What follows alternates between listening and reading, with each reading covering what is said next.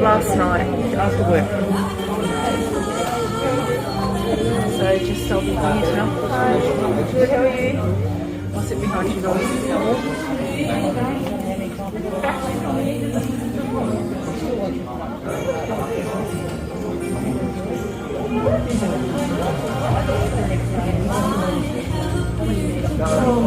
Do you recognise me? Jackie. Oh, Jackie. So I recognise David. Yeah, so I'm doing embedding. Oh,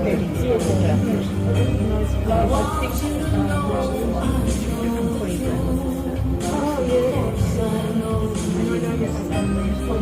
That's Jen. Oh, yeah.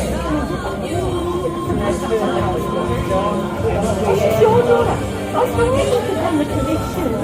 I couldn't get it right after the conversation. Someone said to me, I follow a gentleman, someone said to me, there's 39, Robert, you told me this. Yeah, look, I'll have to confirm that over here. I need the family tree. I need name badges. You know, Willman's daughter. Willman's daughter. The older cousin. Oh no, young. When did you come up to them? Yesterday. Couldn't do it today. No. I needed a down This morning was a bit hard and we're staying till Sunday. Oh, right. Yeah, so just meant that time. I don't even know how long Shani's staying, but just playing everything by ear. Okay. All right. Don't you start because it'll set me off. All right. I'm going to get another one of these. Hugs. But that's it for now.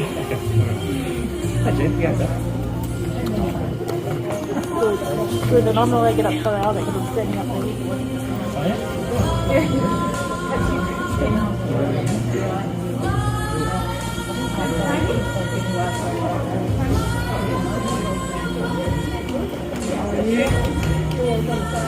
No, I just got a phone call. I just turned it off.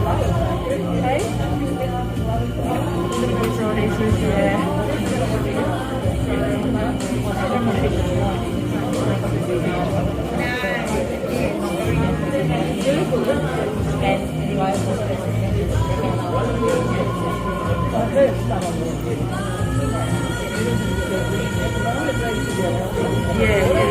Someone will be able to look for us, I'm sure.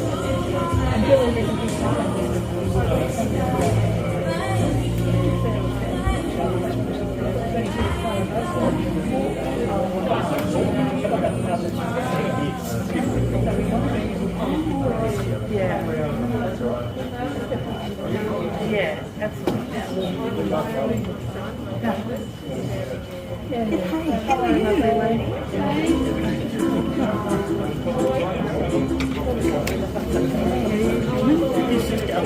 You talk to your husband.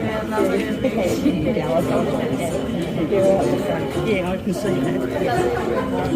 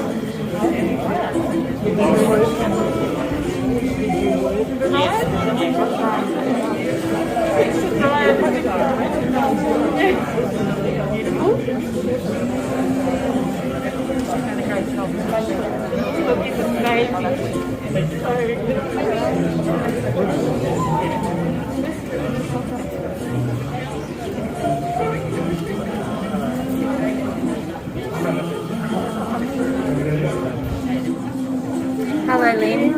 How are you?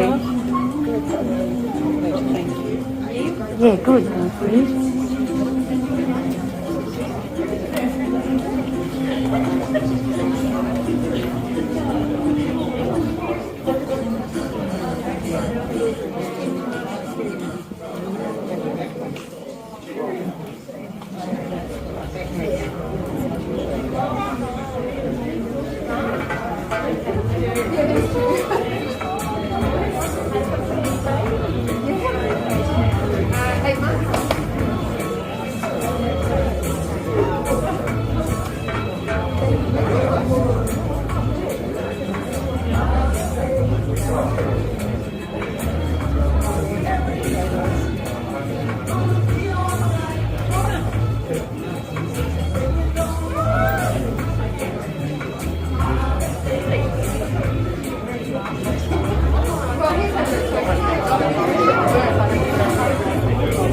you.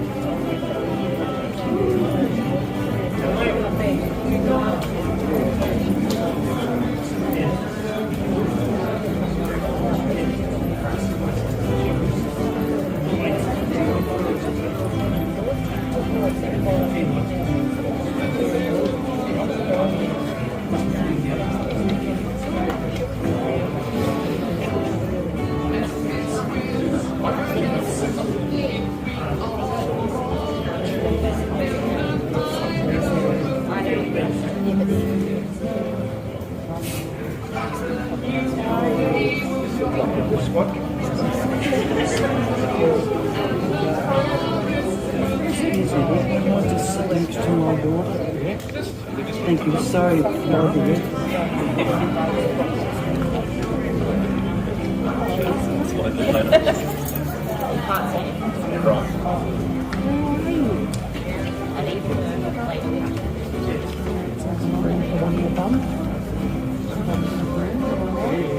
Thank you.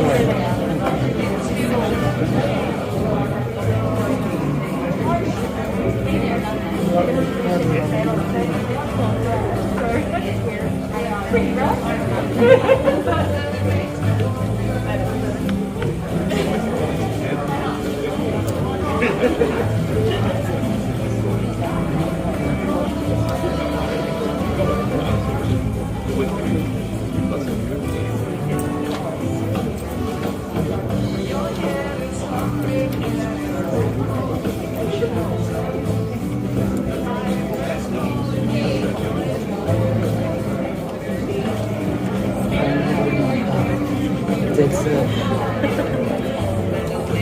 Please wake up.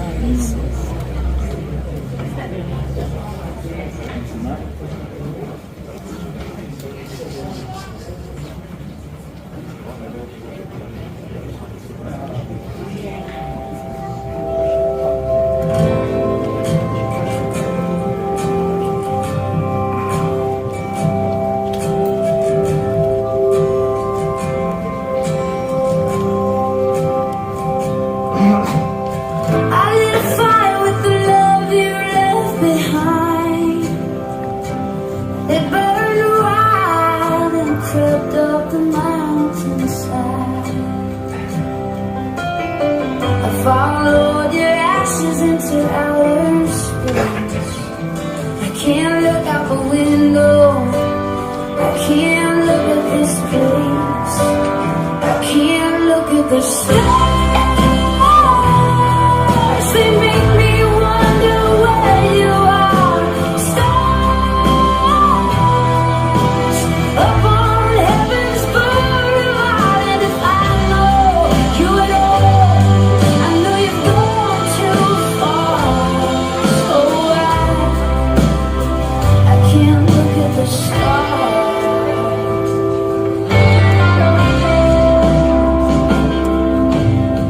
All those times we looked up at the sky, looking out so far, we felt like we could fly. But now I'm all alone in the dark of night. The moon is shining, but I can't see the light, and I can't look at the stars. They make me wonder where you are. Stars up on heaven's boulevard. If I know you at all, I know you've gone too far. So I can't look at the stars.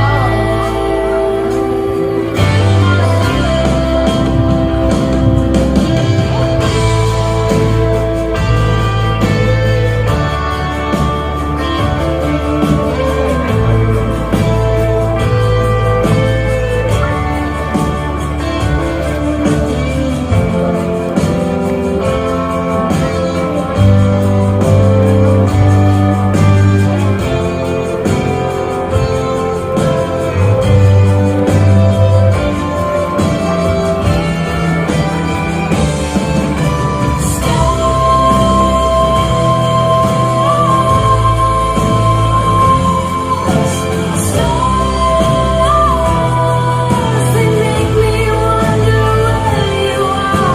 Stars up on heaven's boulevard. And if I know you at all, I know you've gone too far.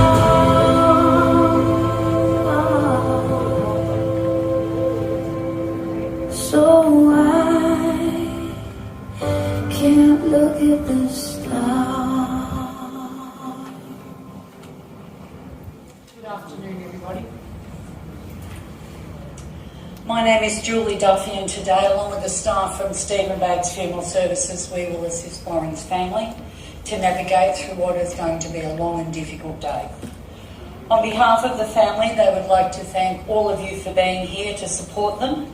They are very aware that many of you have travelled from Melbourne and interstate. Thank you.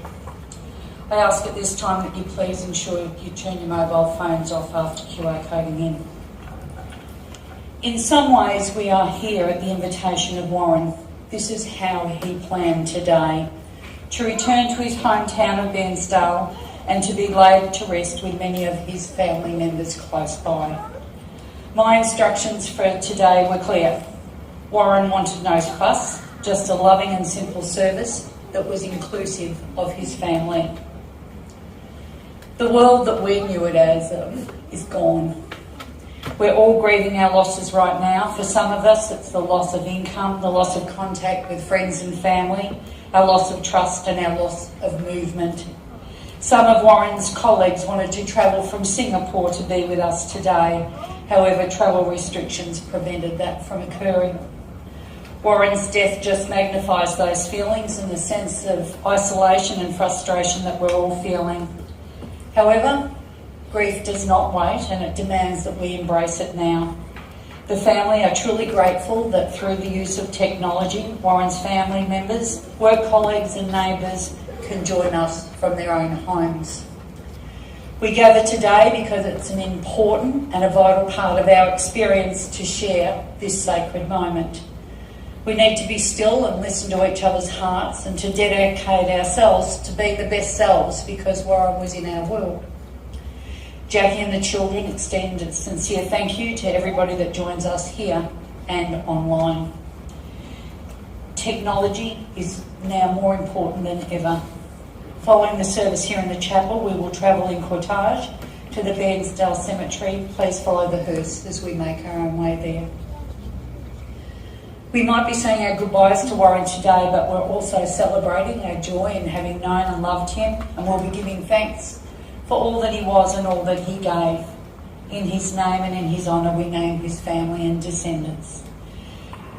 Warren's much-loved wife Jackie and his loved children Melanie, Luke, Maddie and Adam, and their partners Andrew, Tia, Nikki, our other Nikki and Kingsley.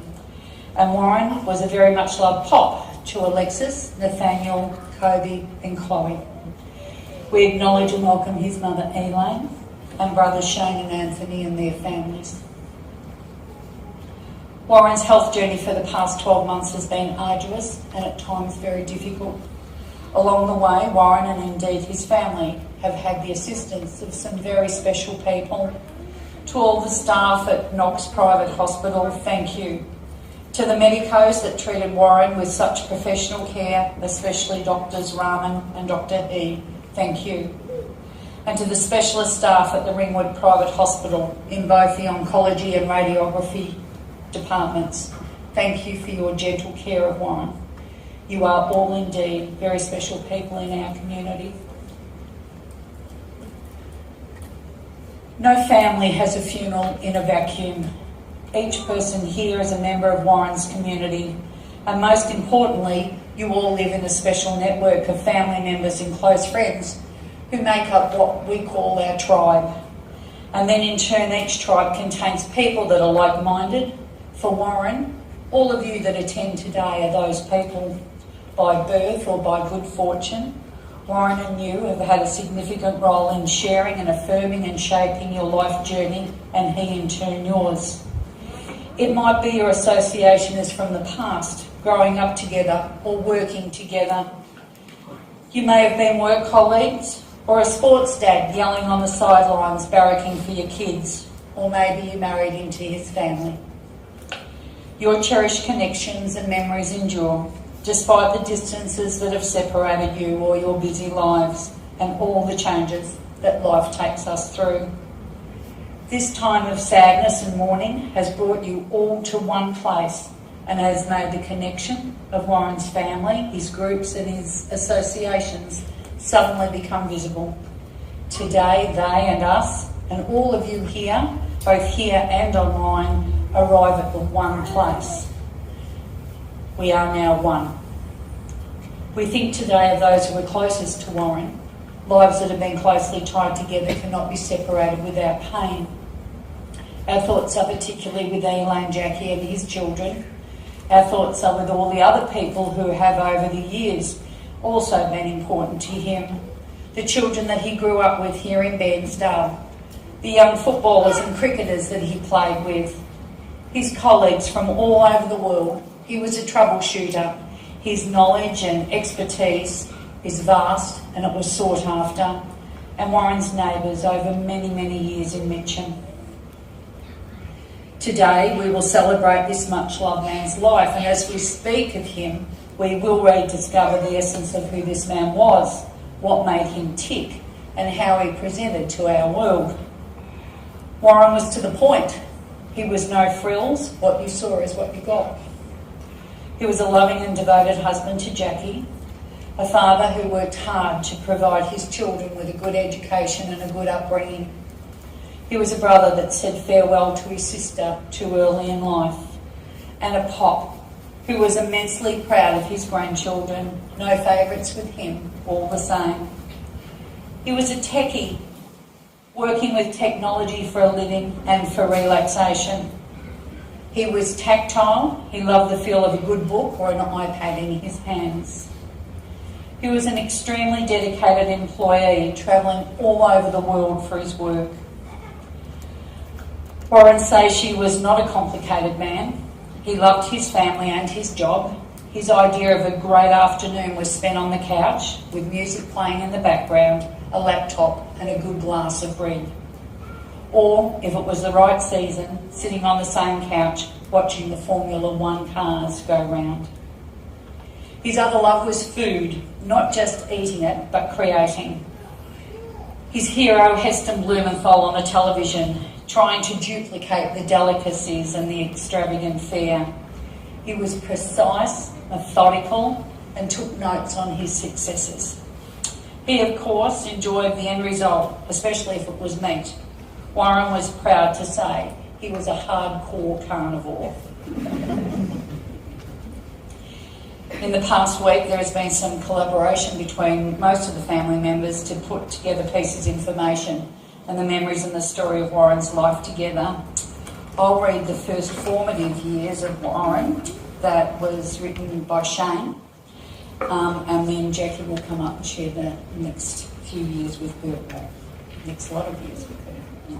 Warren James Schaeche was born on the 22nd of August 1960 at the Beardsdale Hospital. The family lived at Youngra Station, where Ted worked. He began school at 754 Primary, then moved to Turners Road in Clifton Creek. Warren advanced one grade, whilst at Clifton Creek Primary School. Secondary school was at Bairnsdale Technical School, always a high achiever. He graduated with high marks in maths and science. He went on to Melbourne University for a year and then returned home, working on the survey crew for the CRB in various locations in East Gippsland. He studied by correspondence, drafting and computer science before returning to Melbourne, working again for the CRB with computers in Kew. As a sportsman, Warren began sports through Little Athletics and was very good at high jump and anything that you could throw. He began playing cricket juniors at Lucknow under coaches Ronnie Alvin and Gordon Hudson. A great bowler and a basher with a bat. He played several country weeks and took 740 off 10 overs one year, being a senior cricketer with Billy Woodward at Wyong for many years, even after returning from university. As for football, Warren played seniors in tech school as a midfielder, then at Wyong in the thirds. Coached by Ray McMillan and Billy Woodward in 1973, he played for the Latrobe Valley Schoolboys, then began playing seniors in 1975, and then again in 1977 when he left for Melbourne University. He had issues with his knees, so it was an early retirement for him. He was a great defender, known for his kick-out spirals, whatever they are. Over to you, Jackie.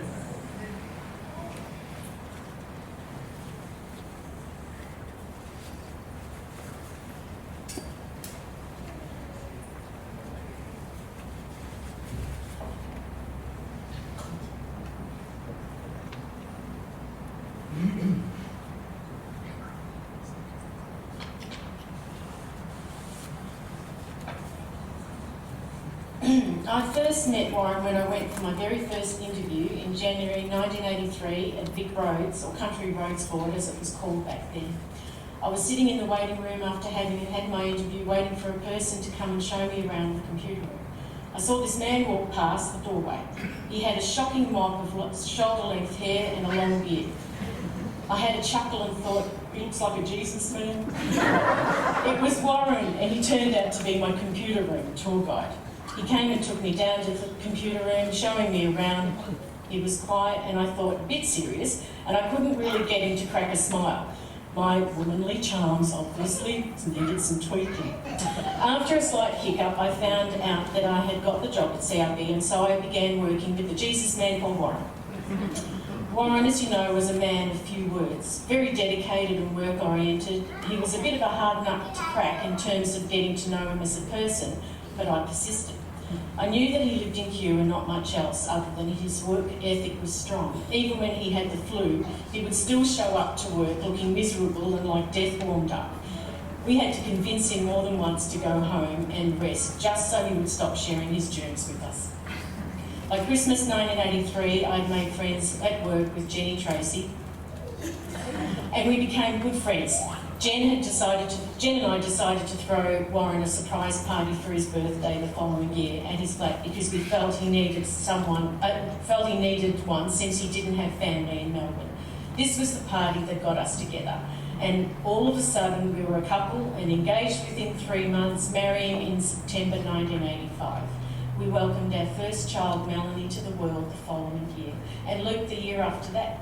Maddie arrived 9 years later in 1996, and last but not least, Adam in April 1999. He would gladly have welcomed more children, but I told him unless he could push them out, 4 was the number he had to be content. He was over the moon and happy being a dad, and we had so many wonderful photos which show this. He loved babies in general and a gentle calmness and a patience, and he had the patience of a saint. He would rock and cuddle and put kids to sleep. My family knew, though, that if you wanted to cuddle with anyone's baby, you had to get in before Warren got hold of them, or you would just have to miss out. He was a great dad, a great uncle, and a great pop, never flinching from changing nappies. Getting up to crying kids at night was not an issue either, as he was a night owl, staying up late quite often to watch the Formula One Grand Prix. He was an avid follower of the sport. He loved cars in general and was especially proud and in love with his precious, the Porsche, in the latter part of his life. And when Bathurst came around each year, he was on Do Not Disturb for the majority of the weekend. He'd sit laptop next to him watching the race, and when wine o'clock came around, out came the wine. His perfect way to spend a weekend. He was an avid Collingwood supporter too, but not in the in-your-face kind of way. He, in fact, only went to 1 game or 2 in the whole time we were married, but he loved the sport and was happy just watching the game on TV. He was always trying to convince Mel's kids, Nate and Alexis, his grandkids, that Collingwood was the best and that they should ditch the other team and go with him. Am I wrong? He enjoyed teasing and trying to convert them any chance he got. Once our kids started getting older and involved with sports of their own, Warren was always there no matter the sport. He became involved in the East Doncaster Little Athletics Club, which Luke, Mel and Maddie all were part of at some stage. Who lasted the longest at Little Aths? Warren, of course. He enjoyed being the record keeper and was given a life member recognition for his services. Most of you who know Warren know that he loved his red wine. But when we first met, Warren liked Glenfiddich, whiskey and Glaver, a spiced honey whiskey. It was when he attended a wine tasting at my sister's house in the 80s that he truly started developing a palate for it, which, as you know, never stopped. He went from rosé to reds and never looked back. When he started talking about blackberry notes and back notes of licorice or cherry, I just rolled my eyes. But he found many a willing colleague, friend or client who shared his love for wine and could share all of this with him. He had spreadsheets which listed the wines he had tried, took photos of bottle labels to add to the info he collected. He always went wholeheartedly into anything he set his mind on. That's just how he was. Warren and I have both held and attended many parties over the years, quite a few of which were costume parties. It was a good thing that he married me because I created some fantastic dress-ups for him. And he wore all of them with no complaints.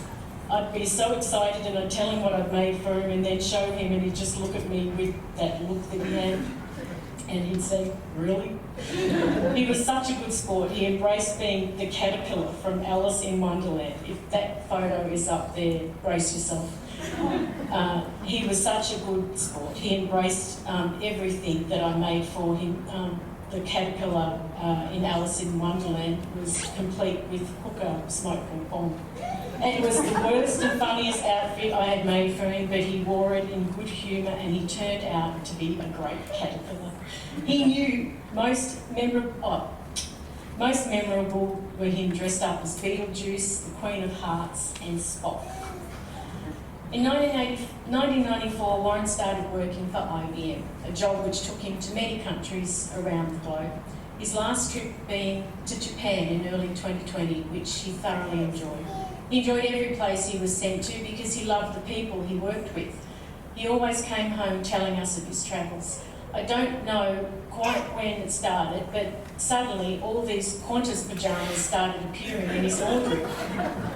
A new pair of pyjamas appeared after each different country he visited. He said that he found them extremely comfortable, so much so that he even presented me with a matching pair on our anniversary one year so that we could wear them together. To his family, cousins, aunts and uncles, he was the never ever dependable rock, always there when you needed him. To friends and work colleagues, he was the go-to person if you needed help with anything technical, computer related, or just some bit of general knowledge. He was like a walking encyclopedia full of information about almost anything. He had a habit of clearing his throat when he was about to speak.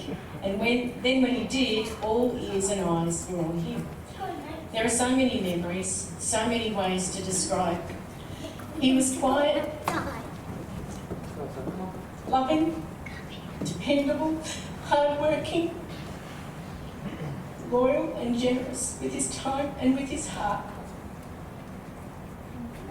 And as with every relationship, ours was full of ups and downs along the way. But I was always proud to be his wife for over 36 years, and so blessed to walk with him and love him to the end.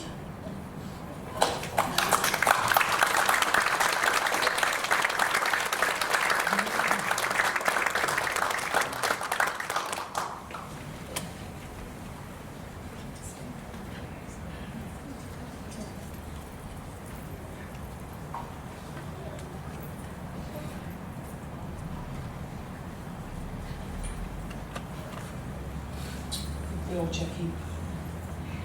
I have several family tributes to read out on their behalf at the moment, so sit back and get comfortable. First is from Mel. As a child, I have memories of learning how to use the internet and a computer. It was the very early 90s in Dad's study. Of playing in the pool and Dad throwing me up in the air only to be caught by him before I hit the water. Dad suggesting that he'd greet any boyfriend of mine at the front door with a shotgun. Thankfully not following, even though my heart was broken at 15. For 2 weeks after he returned from work late at night, he would sit on the end of my bed while I cried myself to sleep. No words. It was just unconditional love between the two of them. As an adult, Dad has continued to be there for me and my own growing family, saving me from spiders in the house when I was home alone with a toddler, helping us look for our first home and giving the dad approval before we finally had an offer accepted. Being there at the hospital and so many countless times for me over the years, he was just being present. He may not have said a lot with words, but a facial expression or a simple hug were enough. Dad was so proud of all of his children. We each knew that, however, becoming a pop, that was a whole new level of pride. Dad has always lit up around babies, and seeing him spend time with mine is something that I will cherish forever. He was a wonderful dad and pop, very much loved and oh so missed already. I love you always, Daddy, from Mel. And then from the grandchildren that have been removed from the building, I think. So much for the grandkids, yeah. We will miss Pop's prickly beard, cactus beard kisses and his warm hugs from Alexis and the family. And this one's from Maddie. Dad was a silent supporter, but one you knew that would be there for a cuddle and a quiet chat. He had so many interests that evolved as he did.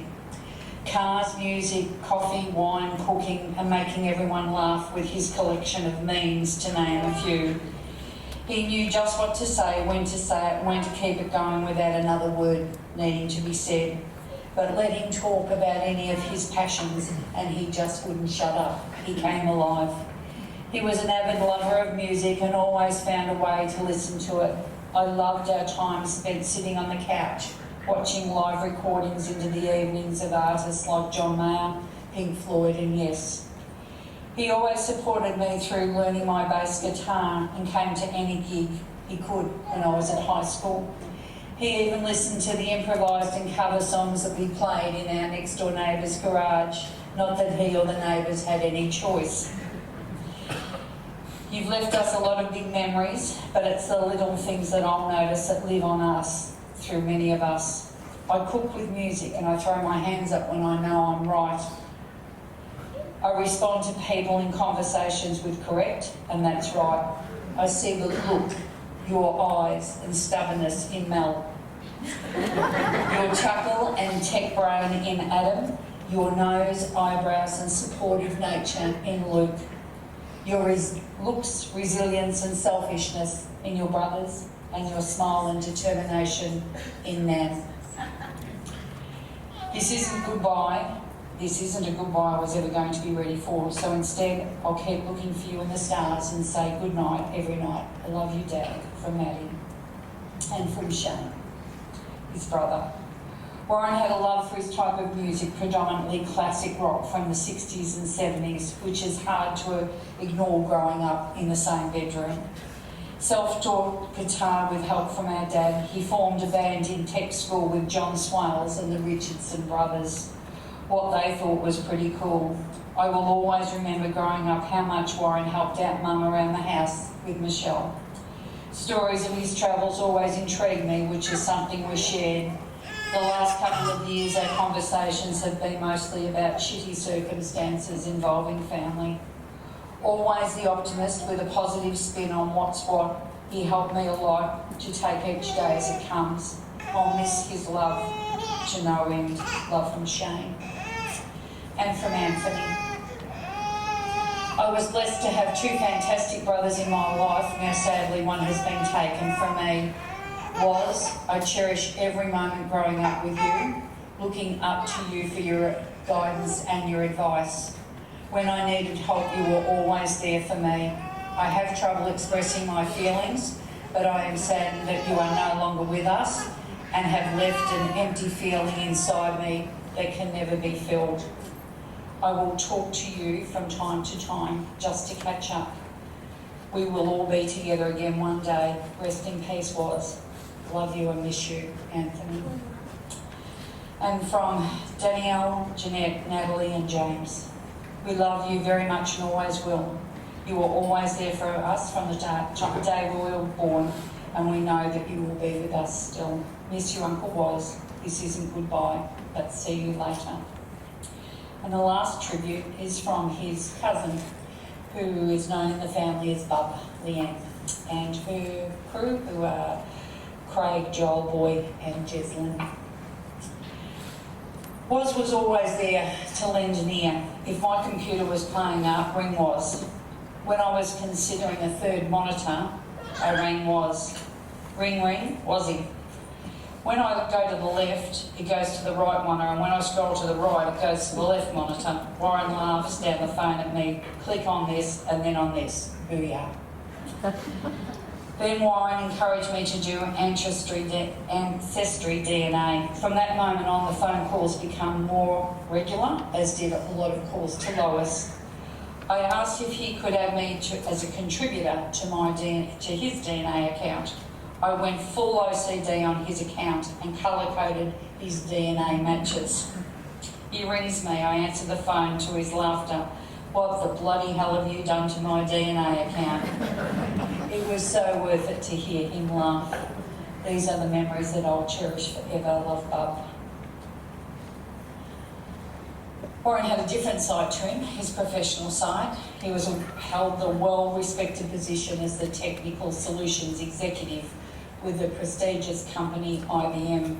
His work took him all over the globe. It would be easier to name the countries that he did not visit rather than those that he did. His long-time work colleague, Jim Freeman, joins us now via technology to recall some of the time that they spent working together and of the friendships that developed between Warren and his work colleagues, least of all Freas Booz, who has been in constant contact with Jackie this week. Our thoughts are also with you, Freas, and all your colleagues. Thank you.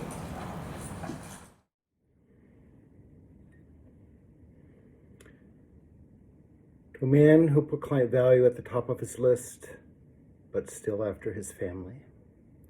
To the smartest man in the room, but you would never know it from his behavior. To a man who understood something very complicated, but could explain it in simple terms. To a man who was very serious and focused, but would often have a playful, mischievous gleam in his eye. To a man who understood our business is about accurate baselines, precise technical specifications, but knew that care and empathy for the people was the magic ingredient for success. To a man who looks at the most complex and gnarly problems, but sees a remarkable, simple path out. To a man who had command of infinite technologies and deals, but never failed to find a precise presentation from dozens of years ago. To a man who will be sorely missed, but forever loved by all of us. to Warren.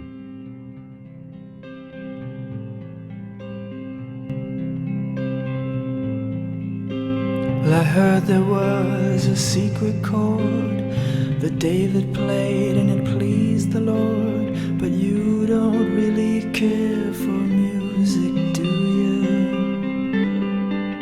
Well, it goes like this: the fourth, the fifth, the minor fall and the major lift, the baffled king composing hallelujah, hallelujah, hallelujah,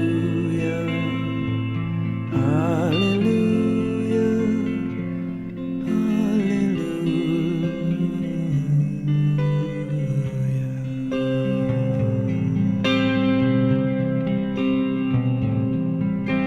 Well, your faith was strong, but you needed proof. You saw her bathing on the roof, her beauty and the moonlight overthrew you. And she tied you to her kitchen chair, and she broke your throne and she cut your hair, and from your lips she drew the hallelujah, hallelujah, hallelujah,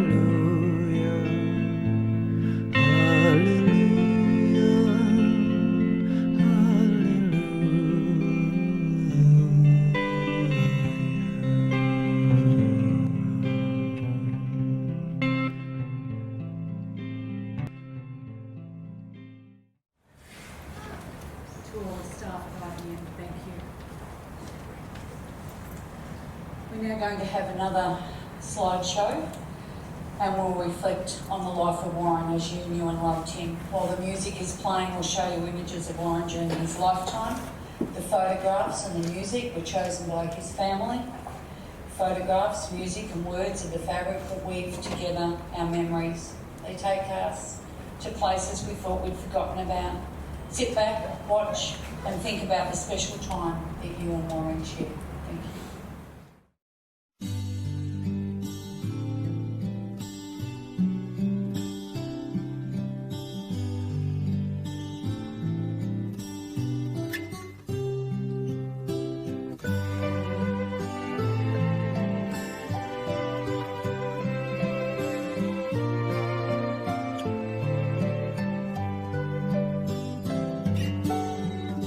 Longer than there have been fishes in the ocean, higher than any bird ever flew, longer than there have been stars up in the heavens.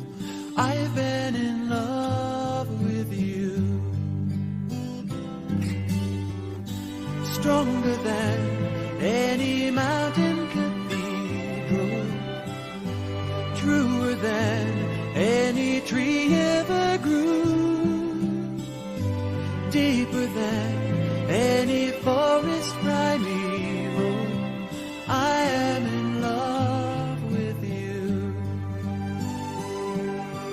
I'll bring fire in the winters, you'll send showers in the springs. We'll fly through the falls and summers with love on our wings. Through the years, as the fire starts to mellow, burning lines in the book of our lives, though the binding cracks and the pages start to yellow, I'll be in love with you. I'll be in love with you.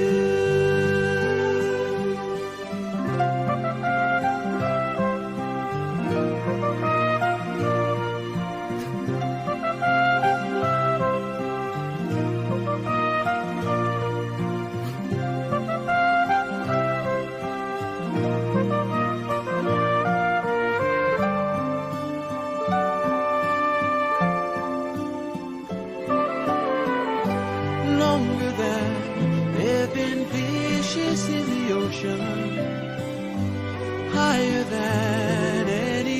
whatever clue. Longer than there've been stars up in the heavens, I've been in love with you. I am in love with you.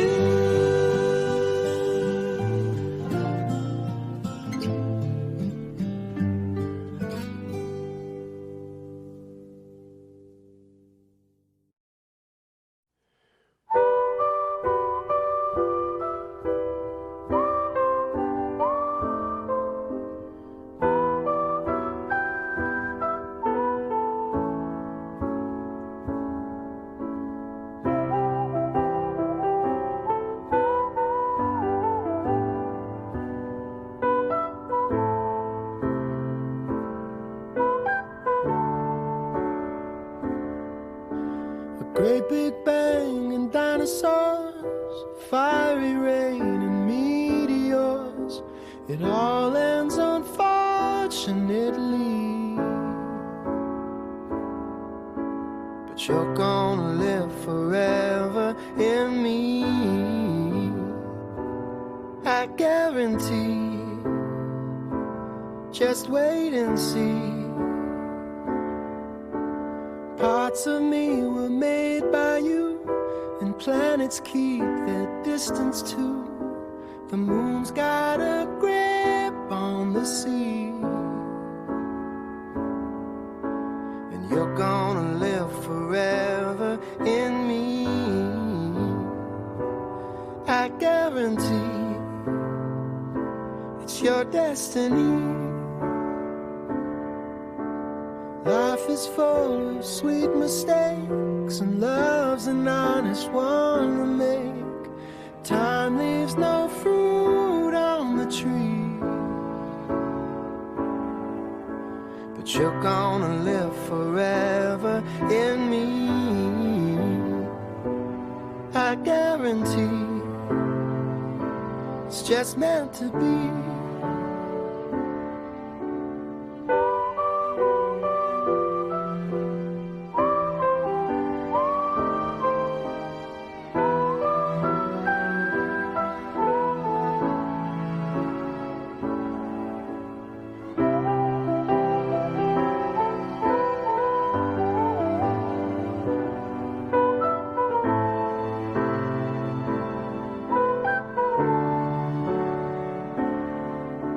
And when the pastor asks the pews for reasons he can't marry you, I'll keep my word and my seed. But you're gonna live forever in me, I guarantee. Just wait and see.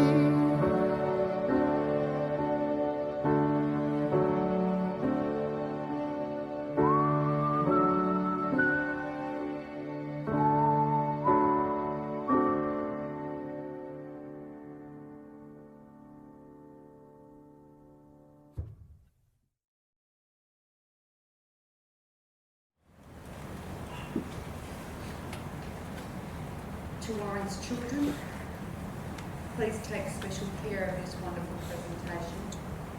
It's the accidental legacy that Dad leaves to his next generation. When Alexis, Nathaniel, Kobe or Chloe are missing their pop, you have a very special reminder of what a wonderful family man he was. I now invite Warren's sister-in-law Joanne to come forward and share with us the reading that was chosen today.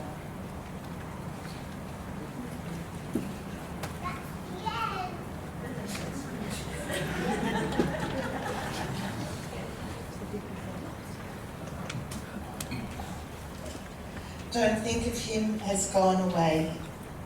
His journey's just begun. Life holds so many facets. This earth is only one. Just think of him as resting from the sorrows and the tears in a place of warmth and comfort where there are no days and years. Think how he must be wishing that we could know today.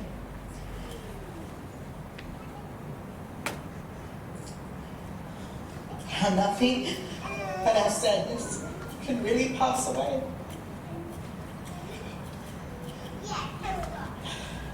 And think of him as living in the hearts of those he touched.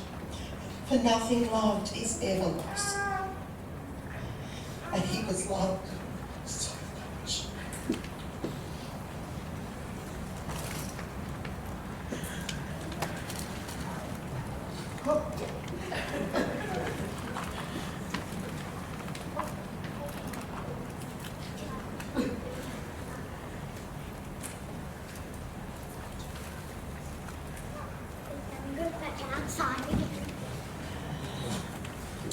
One thing we can be certain of today is that Warren would not want you to remember him in sadness, but rather in laughter and with a smile on your face and a thought to the good and the happy moments in his life, and he had many of those. He would want you to leave here safe in the knowledge that this service and the rest of today is how he wished it would be. He wanted to know that when his family leave here, they leave in each other's company with the people that mattered to him.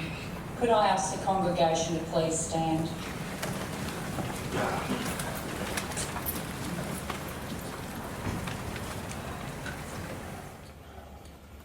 Before we leave this place to say our final farewells to Warren, let us be thankful for the intangible, the impact on your life. We are glad that Warren lived, and we are glad that we've seen his face and felt the pressure of his hand. We are glad that he is no longer suffering and that he is at peace. We are glad for having known him and for the life lessons that he taught us. We now take Warren to our final resting place. Thank you.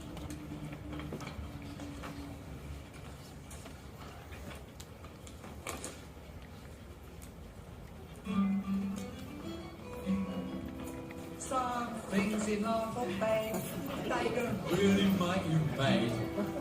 Other things just make you swear and curse. When you're chewing on life's gristle, that grumble, give a whistle. And this'll help things turn out for the best.